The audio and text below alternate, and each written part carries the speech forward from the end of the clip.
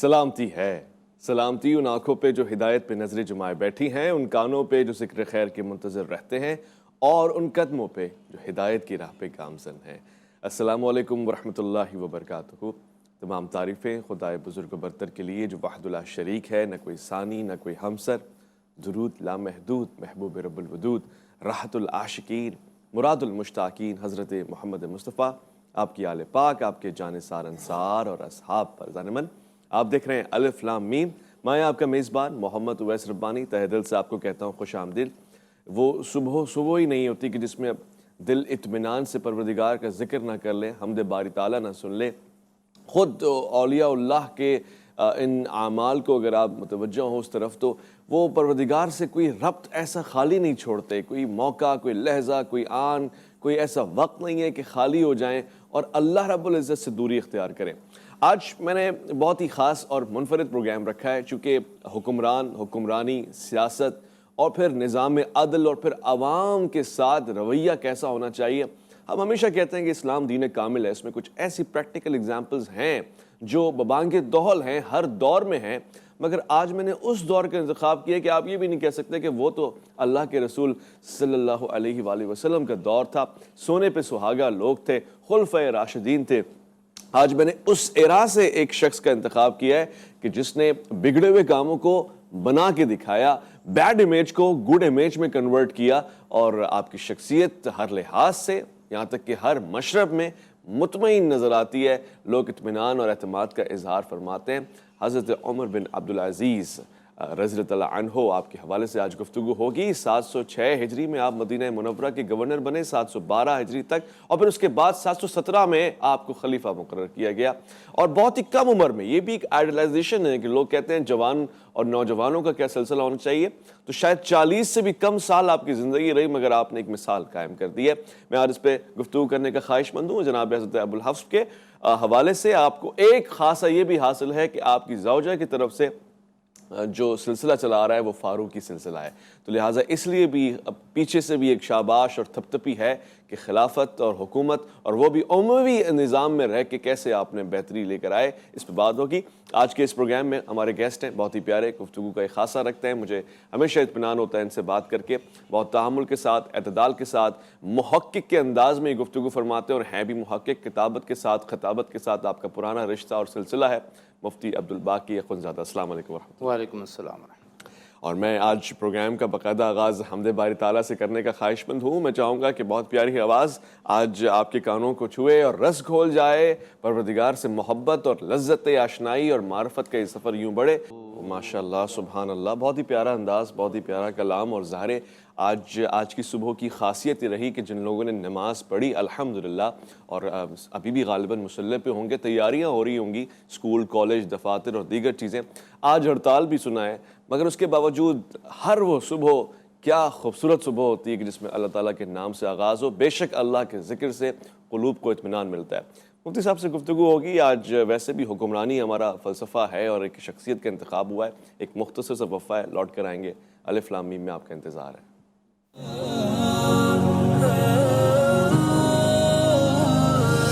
ماشاءاللہ ماشاءاللہ۔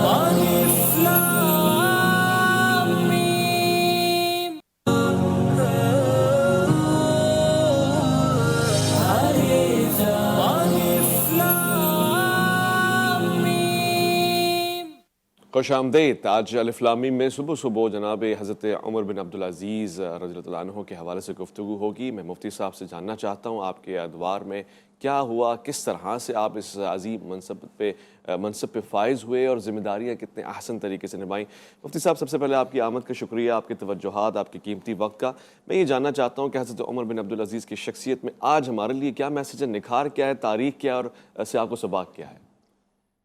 بسم اللہ الرحمن الرحیم۔ اویس صاحب، آپ کا بھی شکریہ، اتنے اہم موضوع پر بات کرنے کے لیے آپ نے مجھے دعوت دی۔ حضرت عمر بن عبدالعزیز رحمہ اللہ اموی خاندان کے ہیں، اور اموی خاندان جو ہے یہ اصلاً قریش ہے، اور چونکہ آپ علیہ الصلوۃ والسلام نے فرمایا تھا کہ خلافت قریش میں رہے گی، تو اموی ہونے کی نسبت سے ایک طرف بنی ہاشم تھے آپ علیہ السلام، حضرت علی رضی اللہ تعالیٰ عنہ، یہ بنی ہاشم ہیں، اور بنو امیہ حضرت معاویہ رضی اللہ تعالیٰ عنہ کے بعد جو خلفاء آئے یہ بنو امیہ میں سے، تو قریش ہونے کی وجہ سے آپ کا جو ددیال ہے وہ قریش ہے۔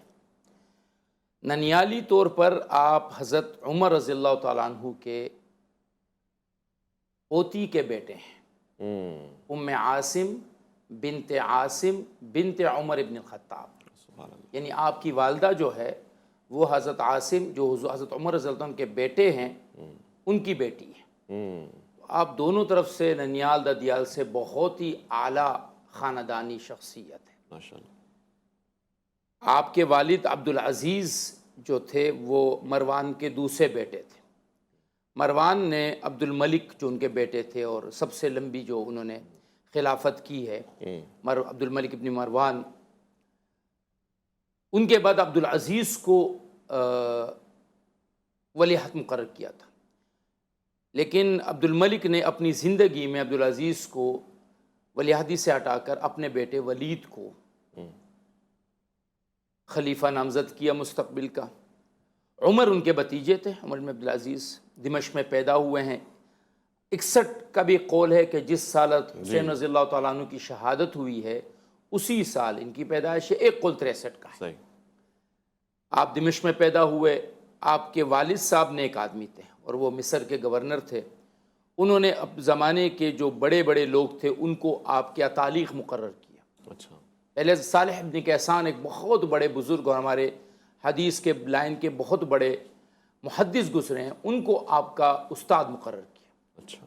بہت چھوٹی عمر میں آپ نے حفظ قرآن مکمل کیا، اور کہا جاتا ہے کہ آپ کی زندگی میں ایک رنگ تھا جو بچپن سے نظر آ رہا تھا، بلکہ البدایہ والنہایہ کی ایک روایت ہے، چونکہ حدیث نبی صلی اللہ علیہ وسلم نہیں ہے اس لیے میں نے زیادہ تحقیق اس کی نہیں۔ حضرت عمر بن خطاب رضی اللہ تعالیٰ عنہ فرمایا کرتے تھے میری اولاد میں ایک شخص آئے گا جس کے چہرے پر زخم ہوگا اور وہ میری امت کی بگڑی ہوئی نیا کو دوبارہ صحیح راستے پر لے کر آئے گا۔ اللہ اکبر۔ اشج کہتے ہیں اس کو جس کے چہرے پر زخم ہو۔ تو لوگ کہتے ہیں کہ ہم یہ سمجھتے تھے کہ اس سے مراد بلال ابن عبداللہ ابن عمر ہے، کیونکہ وہ بچے میں بڑی ایک ایسی کیفیت تھی جیسے کہ ان کے دادا میں تھی، لیکن بلال ایسے ہوئے نہیں۔ اب عمر ابن عبدالعزیز چونکہ بچپن سے یہ بادشاہوں کے اولادیں ہوا کرتی تھی، تو یہ ایک مرتبہ گھوڑے کو کچھ کر رہے تھے تو گھوڑے نے زور سے ان کو لات ماری، ان کے چہرے پر زخم آیا۔ اشج کہتے ہیں اس کو جس کے چہرے پر زخم ہو۔ اچھا۔ جب بڑے ہوئے تو چونکہ عبد الملک ابن مروان کے دل میں وہ ایک ہلکی سی ٹھیس تو تھی کہ اپنے بھائی کو ولیعہدی سے ہٹایا تھا، تو اس کا مداوع کرنے کے لیے انہوں نے اپنے بھتیجے عمر ابن عبدالعزیز سے اپنی سب سے لاڈلی بیٹی فاطمہ بنت عبد الملک کا نکاح کروا دی۔ اب فاطمہ بنت عبد الملک جو تھی وہ بنو امیہ خاندان کی اس وقت کی سب سے حسین اور سب سے لاڈلی شہزادی تھی۔ ماشاءاللہ۔ عمر ابن عبدالعزیز اور فاطمہ کی جوڑی کے بارے میں کہا جاتا ہے کہ اس زمانے میں اس سے زیادہ میچ اور اس سے زیادہ خوبصورت جوڑی تھی ہی نہیں۔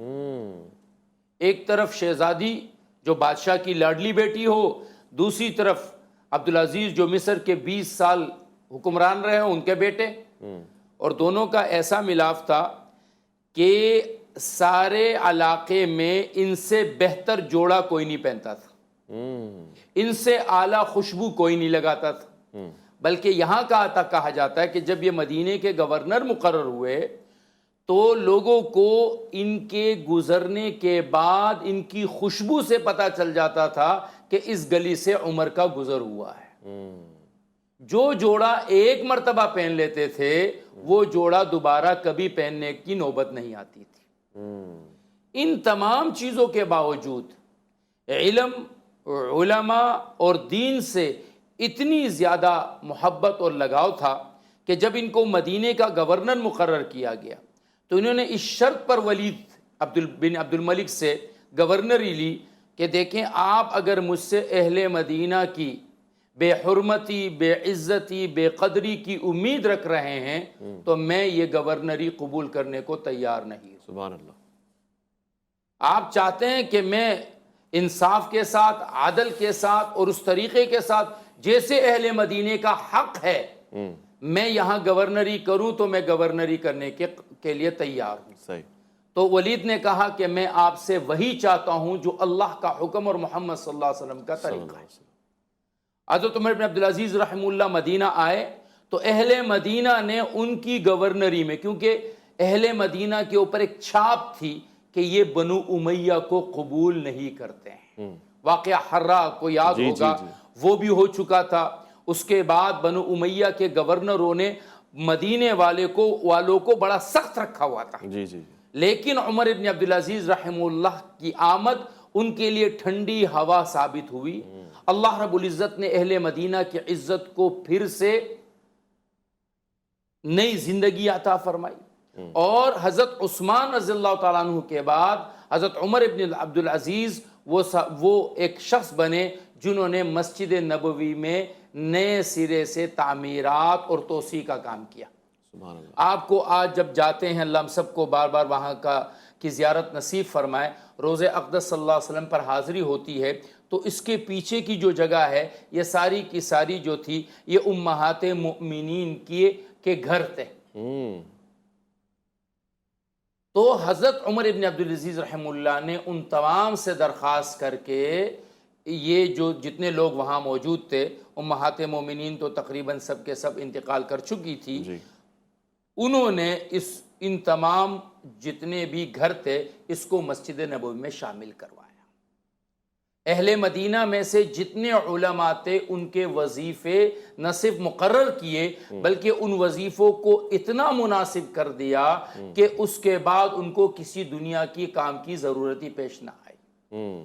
اور ابن شہاب زہری جو بہت بڑے محدث ہے، بخاری شریف میں ہے کہ ان کو لکھا کہ انظر ما کان من حدیث رسول اللہ صلی اللہ علیہ وسلم، جتنے بھی حضور صلی اللہ علیہ وسلم کی احادیث ملتی ہے فاکتبوہ، اس کو لکھو، فإنی خفت دروس العلم وذہاب العلماء، مجھے ڈر ہے کہ کہیں ایسا نہ ہو کہ علم ختم ہو جائے اور علماء ہمارے بیچ میں سے اٹھ جائیں۔ اللہ اکبر۔ اس سے پہلے پابندی لگی ہوئی تھی احادیث کے جمع ہونے پہ اور اس کے نشر ہونے پہ۔ دیکھیں اصل میں صحابہ کا مزاج کیا تھا؟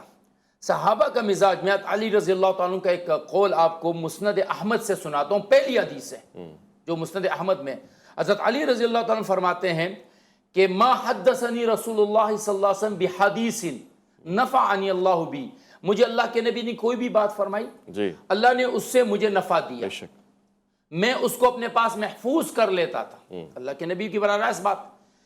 ان کے بعد اگر کوئی آدمی مجھے کوئی حدیث اللہ کے نبی کی طرف نسبت کر کے بیان کرتا تھا الا استحلفتہ، میں اس سے قسم اٹھواتا تھا تو قسم کھا کہ یہ اللہ کے نبی کی بات ہے یا نہیں ہے۔ تو صحابہ اللہ کے نبی کی طرف کسی بات کی نسبت میں انتہائی احتیاط کرتے تھے، وہ سینہ در سینہ بات کو محفوظ کرتے تھے۔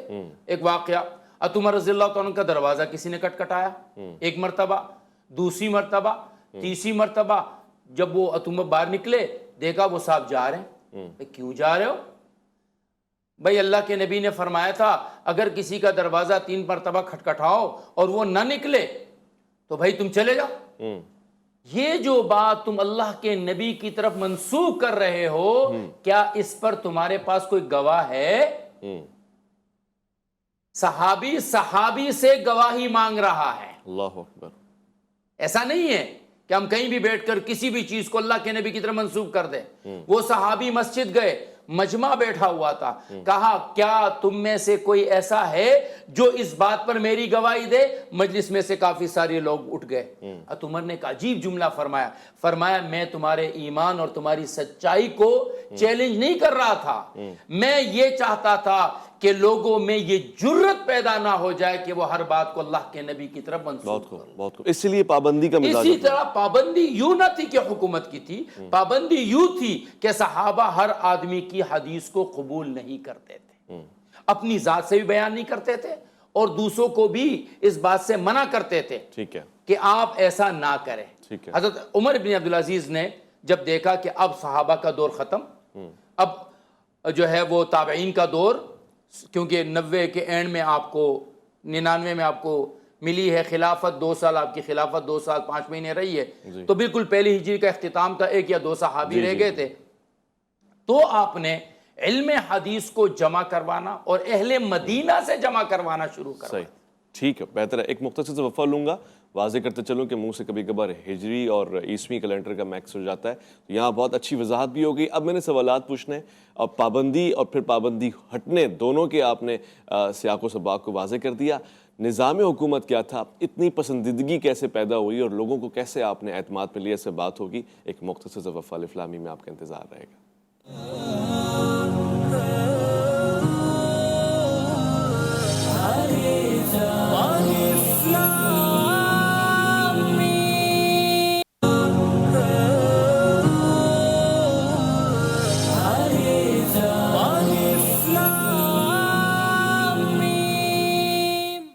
الف لام میم میں خوش آمدید. حضرت عمر بن عبدالعزیز رضی اللہ عنہ کے حوالے سے گفتگو ہو رہی ہے. مفتی عبدالباقی اخونزادہ سے ان سوال و جواب کا سلسلہ جاری و ساری ہے. نظام حکومت بھی ہم سمجھنے کی کوشش کریں گے. مفتی صاحب، ہم کیوں اتنا آئیڈیلائز کرتے ہیں جناب حضرت عمر بن عبدالعزیز کو؟ کیا ایسے آپ کے کام ہیں؟ یعنی مثلا تعمیر مسجد نبوی کا ایک سلسلہ آپ نے بتایا، عدل اور مساوات کا سلسلہ بھی اتنا معیاری کیوں ہے؟ بہت مختصر نہیں تھا آپ کا دور حکومت؟ مختصر دور حکومت میں اتنی بڑی مثال کیسے قائم ہوتی ہے؟ ویسا بات یہ ہے کہ جب آپ کی نیت ہوتی ہے تو پھر آپ کے سامنے مدت، وقت وہ میٹر نہیں کرتا. حضرت عمر بن عبدالعزیز کے بارے میں نے آپ کو عرض کیا کہ خلافت ملنے سے پہلے ان کی ایک پرتعیش زندگی تھی. جی. شہزادی ان کی نکاح میں تھی، لیکن جب ان کو خلافت ملی، اور خلافت ملنے کا بھی بڑا عجیب ہوا، ان کا ہوا یہ کہ ولید ابن عبد الملک نے اپنے دور میں یہ چاہا کہ وہ سلیمان ابن عبد الملک کو ولی عہدی سے ہٹا کر اپنے بیٹے کو ولی عہد بنا دیں. انہوں نے عمر ابن عبدالعزیز سے، جو ان کے چچا زاد بھائی تھے، ان سے مشورہ کیا. انہوں نے سختی سے مخالفت کی کہ دیکھو پہلے سے ہی ہم بنو امیہ جو ہے وہ مسائل کا شکار ہیں، آپ یہ کر کے بنو امیہ کو آپس میں لڑنے پر مجبور کر دیں گے. تو ولید اس بات سے رک گیا. سلیمان، اچھا، عبد الملک بن مروان کے بعد کسی بھی خلیفہ نے لمبی خلافت نہیں کی سوائے ہشام کے، جو عمر بن عبدالعزیز کے بعد آئے ہیں. تو جلدی جلدی انتقال ہوتے گئے. سلیمان بن عبد الملک جب آیا تو ان کو عمر ابن عبدالعزیز سے بڑی محبت ہو گئی تھی کہ یار اس بندے نے میری خلافت بچائی ہے. اچھا. اب جب سلیمان ابن عبد الملک کا انتقال کا وقت آیا تو اس کے بچے تھے چھوٹے چھوٹے. تو اس نے رجا ابن حیا، جو ان کے اس وقت مشیر تھے، اللہ ایسے مشیر ہمیں بھی نصیب فرمائے، اصل تو یہ مشیر ہوتے ہیں، اس سے کہا یار میں کس کو خلیفہ بناؤں، میں چاہتا ہوں کہ جب میں اللہ کے سامنے جاؤں نا تو بڑا اچھا کر کے جاؤں. انہوں نے کہا میری ایک رائے ہے، بچے آپ کے چھوٹے ہیں، آپ عمر ابن عبدالعزیز کو، جو آپ کے بہنوئی بھی ہیں اور آپ کے قوم کے داماد بھی ہیں اور اس منصب کے لیے سب سے زیادہ مناسب آدمی ہیں. تو سلیمان نے کہا کہ اس سے تو پھر ہمارے خاندان میں لڑائی شروع ہو جائے گی. تو کہنے لگے ایسا کریں، ان کے بعد اپنے بھائی یزید ابن عبد الملک کو جو ہے وہ آپ ولی عہد بنا دیں. تو یہ لکھ لیا گیا. اب عمر ابن عبدالعزیز کو اللہ نے ایک فراست دی تھی، فراست سے کچھ نہ کچھ سمجھ میں آ گیا. رجا کے پاس گئے کہ رجا دیکھو تمہیں وصیت نامہ دیا گیا ہے، اگر اس میں میرا نام ہے تو ابھی مجھے بتاؤ تاکہ میں سلیمان سے اس کو تبدیل کروا دوں. اچھا جی. انہوں نے کہا نہیں، یہ تو ہے امیر المومنین کی جو ہے وہ میرے پاس امانت ہے. تو جب سلیمان نے کہا کہ بھائی میری موت سے پہلے دابق مقام پہ ان کا انتقال ہوا تھا، میری موت سے پہلے آپ جو ہے لوگوں سے اس پر کیا لو، بیعت لے لو. اچھا. خلیفہ زندہ ہے، عمر ابن عبدالعزیز کی خلافت کا جو ہے وہ اعلان کیا گیا. تو لوگوں نے کہا جو بنی امیہ کے بڑے تھے کہ بھائی جب تک ہمیں نام کا پتہ نہیں چلے گا ہم بیعت نہیں کریں گے. تو انہوں نے لفافہ کھولا، عمر ابن عبدالعزیز، اس کے بعد یزید ابن عبد الملک. تو بڑے بڑوں نے جو ہے وہ اعلان کر دیا کہ بھائی ہم تو کبھی بھی نہیں مانیں گے. بھائی ٹھیک ہے ہمارا داماد ہے، ہمارا بہنوئی ہے، لیکن یہ ہمارے خاندان کا تو نہیں ہے. اور ہشام ابن عبد الملک جو سب سے دبنگ ان کے بعد میں آیا تھا بادشاہ، اس نے جب انکار کیا تو رجا نے کہا کہ اگر تم نہیں مانو گے تو مجھے خلیفہ کی طرف سے آرڈر ہے کہ میں تم لوگوں کی گردنیں اڑا دوں۔ تو انہوں نے، ہشام ابن عبد الملک نے سب سے پہلے خلافت پر بیعت کی، اس کے بعد سب لوگوں نے کی۔ اچھا، اب جو آپ نے بات کی کہ یہ کس طرح سے ہوا، جی، تو ہم 4 پوائنٹس پر اس چیز کو لے لیتے ہیں۔ پہلا پوائنٹ، آپ نے کسی غیر سے شروع نہیں کیا احتساب، اچھا، اپنی ذات سے، آپ نے اپنی ذات اور اپنے خاندان سے احتساب شروع کیا۔ واہ واہ، بہت خوب، سب سے پہلے جب آپ خلیفہ بنے، آپ آ کر کھڑے ہو گئے، کہنے لگے کہ دیکھو نہ سلیمان جو تھا نا وہ اللہ کا بندہ تھا، یہ خلافت اس کے ذمے آئی اور اس نے جو کیا سو کیا، اب یہ میری ذمہ داری آ گئی ہے، میں اگر اللہ کے احکامات تمہارے بیچ میں پورا کروں تو میں تمہارا خلیفہ بننے کے قابل ہوں، ورنہ میں تمہارا خلیفہ بننے کے قابل نہیں۔ بہترین بہترین بہترین۔ جب آپ کے سامنے شاہی سواری لائی گئی، آپ نے کہا ساری شاہی سواریاں ہٹا دو، کفانی بغلی، میرا خچر میرے لیے کافی ہے۔ اللہ اکبر۔ آپ کے پاس آپ کے گارڈ آ گئے، کہنے لگے انما انا رجل من المسلمین، میں بھی عام مسلمانوں میں سے ایک مسلمان ہوں، اگر ہر مسلمان کے ساتھ باڈی گارڈ جا رہا ہے تو میرے پیچھے لگا دو، ورنہ میں ایسے ہی ٹھیک۔ بہت خوب بہت خوب۔ گھر پہنچے، فاطمہ بنت عبد الملک جو شہزادیوں کی بھی شہزادی تھی، جس کو ایک ہیرا دیا گیا تھا، کہا یہ جاتا تھا کہ عبد الملک نے اپنی بیٹی کو ایک ہیرا دیا تھا جہیز میں، وہ ہیرا اور بیت المال کا سارا مال برابر تھا۔ بیوی سے کہا دیکھو مجھ پر ایک بار آیا ہے، یا تو تم عیاشی کی زندگی اختیار کر لو یا عمر ابن عبدالعزیز کو اختیار کر لو۔ اب بچپن کی محبت تھی، جوانی ساتھ گزری تھی، کہنے لگی میں ایسے عمر پر ایسی ہزاروں عیاشیاں قربان کرنے کو تیار ہوں۔ سارا مال اللہ کے بیت المال میں جمع کروا دیا۔ اللہ اکبر۔ پھر اپنے جو بیت المال کا محاسب تھا اس کو بلایا، کہنے لگے دیکھو مجھے جائیداد جتنی بھی ملی ہے مجھے لگتا ہے اس میں مسلمانوں کا حق ہے، یہ میرے لیے جائز نہیں ہے، میرا سارا کا سارا مال بیت المال میں جمع کرا دو۔ اللہ اکبر۔ یہ ذات سے شروع کیا۔ موت کے وقت زہر دیا گیا تھا، آپ پڑے ہوئے تھے زمین آپ کو بھی پر۔ زہر دیا گیا؟ جی۔ یہ کیا بات ہے؟ یہ کیسے ممکن ہے؟ اتنے جو قبولیت جس کی ذات ہے اس کو بھی شہید کیا گیا ہے؟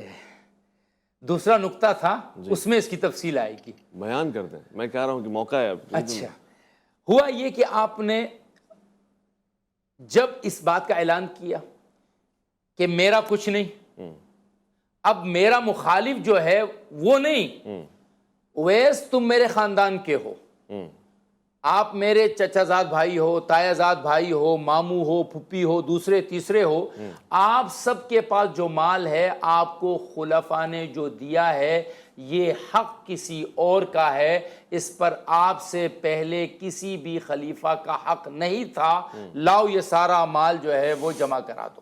صحیح۔ بنو امیہ کے سارے شہزادوں نے کہا کیسے ہو سکتا ہے، ہماری گردنیں کٹ سکتی ہے پر ہم اپنا مال بیت المال میں جمع نہیں کرائیں گے۔ اللہ اکبر۔ عمر ابن عبدالعزیز نے کہا میں موقع دے رہا ہوں، شرافت سے آ جاؤ۔ اچھا۔ انہوں نے کہا نہیں ہو سکتا۔ مسجد میں جا کے بیٹھ گئے، اپنے غلام سے کہا لاؤ بھائی جتنے بھی پیپر ہیں، اس زمانے میں کاغذ پہ لکھا جاتا تھا، چمڑے پہ لکھا جاتا تھا، کسی بھی چیز پہ دستاویز پہ لکھا جاتا تھا کہ یہ چیز اویس کے نام کی گئی ہے، یہ شام کے نام ہے، یہ یزید کے نام ہے، یہ اس کے نام ہے۔ مسجد میں بیٹھ کر ممبر، ساری امت جتنی بھی اس وقت دمشق میں موجود تھی ساری سامنے تھی، آپ لاتے گئے کاٹتے گئے، لاتے گئے کاٹتے گئے، لاتے گئے تو کاٹتے گئے، جس کی جو ملکیت تھی وہ بنو امیہ سے لے کر جو اس کے اصل مالکان تھے ان تک پہنچا دی۔ اللہ اکبر۔ جو چیزیں قبضہ کی ہوئی تھیں، جس سے لی گئی تھیں، جیسا بھی تھا سب اہل کو لوٹا دیا۔ اب اگلی بات سن لیجئے، باغ فدق جو شیعہ سنی کے مابین بہت بڑا ایک معرکۃ الآراء معاملہ ہے، جب حضرت معاویہ رضی اللہ تعالیٰ کی خلافت آئی، اس کے بعد پھر مروان کی حکومت آئی، تو اس میں ایک گڑبڑ یہ ہوئی کہ چونکہ فدق کا جو باغ تھا ابو بکر، حضرت عمر، حضرت عثمان، حضرت علی نے اس میں یہ کیا تھا کہ اس میں جو کام آپ علیہ الصلوۃ والسلام کرتے رہے تھے وہی کام یہ لوگ کرتے تھے۔ بنو امیہ نے بعد میں مروان نے یہ گڑبڑ کر دی کہ فدق کو اپنی ذاتی ملکیت میں لے لیا تھا۔ اچھا، پھر مروان کی دو اولادیں تھیں، ایک عبدالعزیز ایک عبدالملک، وہ دونوں میں تقسیم ہو گئی، اچھا، اپنی ملکیت میں لے کے اپنی ملکیت میں لے وراثت لی۔ میں بھی دے دیا۔ اب وراثت بھی تقسیم ہو گئی۔ اب عبدالعزیز کا بیٹا تھا عمر، عمر کو حصہ ملا، تو مدینے کے گورنر کو خط لکھا، انی اظن ان هذا لا يجوز لی، یہ جو فدق ہے یہ میرے لیے جائز نہیں، واہ واہ، سبحان اللہ۔ کیوں؟ یہ میرے لیے جائز نہیں، اس لیے کہ یہ اللہ کے نبی کو دیا گیا تھا اور اللہ نے کے نبی نے اس کو اپنے لیے رکھا، ابو بکر رضی اللہ عنہ نے اس لیے رکھا کہ اس سے ضرورت مندوں کی ضرورت بیت اور پوری یہ کس ہو، کو لوٹا دیا گیا؟ اور یہ اہل بیت کی ضرورت پوری ہو، لہٰذا اس کو بیت المال کے قبضے میں دیا جائے اور اس سے اہل بیت کی جتنی ضرورتیں ہیں وہ پوری کی۔ بھائی سبحان اللہ، سبحان اللہ، دیکھیں کتنی پیاری بات ہے۔ میں ہمیشہ وہ نقطہ تلاش کرتا ہوں کہ جس میں ہر شخص کی اہل بیت سے محبت اور مودت ظاہر ہو جائے۔